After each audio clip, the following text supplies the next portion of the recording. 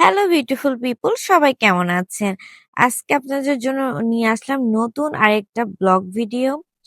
So আজকে আমি চলে যাচ্ছিলাম আমার মার অফিস থেকে একটা শিক্ষা সফরে। সো আমি সকালে অনেক অসুস্থ হয়ে পড়ি, বা আমার যাওয়ার কোনো ইচ্ছা ছিল না, অসুস্থ হয়ে পড়ি এতটা যে এই কারণে আমি যেতে চাই না, কিন্তু মা এত বেশি মন খারাপ করে তখন বাধ্য হয়ে বের হই। কিন্তু ততক্ষণে মার অফিসের বাস ছেড়ে দেয়। আর তার থেকে বড় কথা হচ্ছে যে কখন যদি কেউ না আসে, লিস্ট কারো উচিত সেই মানুষটাকে ফোন দেওয়া বা আসবে কিনা। যাই হোক, কিন্তু আমরা ঠিকই আমাদের গন্তব্যে চলে গিয়েছি। ওই যে বললে না, যদি রাখে আল্লাহ, রাখে মারে কে, এরকম একটা অবস্থা। কারোর জন্য কোনো কিছু পড়ে থাকে না, সেটা কোনো না কোনো ভাবে যাত্রা সে করেই নিবে, বা সেই জায়গাটা ফিল আপ হয়েই যাবে। সো আমরা প্রাইভেট কার করে সেই বাস থামিয়ে বাস যতদূর গেছে সেখানে একদম চলে যাই। সেখানে চলে যাওয়ার পরে দেখি যে শুনি ওখানে বাস অ্যাক্সিডেন্ট করছে, কার জানি হাতেও লাগছে, সে চলে গেছে।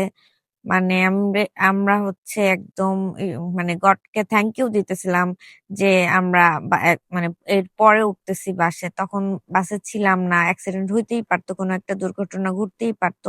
যা হয় ভালোর জন্যই হয়।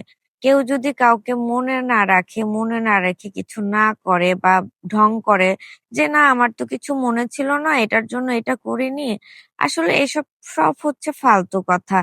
সবারই সবকিছু মনে থাকে, ইচ্ছা করে, অনেক সময় অনেক মানুষ হিংসা করে বা জানি না রাগের বশত অনেক কিছু করে, যেগুলো আসলে করা উচিত না। একটা প্রফেশনাল জায়গায় প্রফেশনালি ব্যাপারটা থাকা উচিত।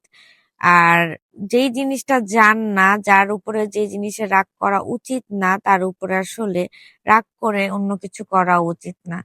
যাই হোক, আমার এসব কথা হয়তো বা সবাই অনেকে বুঝবেন বা অনেকে বুঝবেন না। তো ফাইনালি আমরা হচ্ছে চলে আসছি প্রায় বাসের কাছাকাছি। তো বাস দেখি যে অ্যাক্সিডেন্ট হয়ে আছে, বসে আছে। ক্লিপটা নেওয়া হয়নি, এই যে অ্যাক্সিডেন্ট করে দাঁড়ায় আছে, ছোট্ট একটা ক্লিপ নিয়েছি।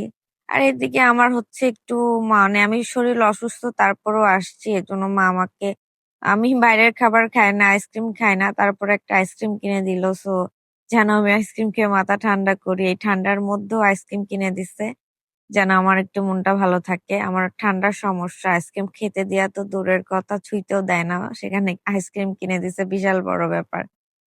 তো আমি আর আমার মা মিলে ঘুরতেছিলাম এইদিকে ওইদিকে। আর আগে ওইখানে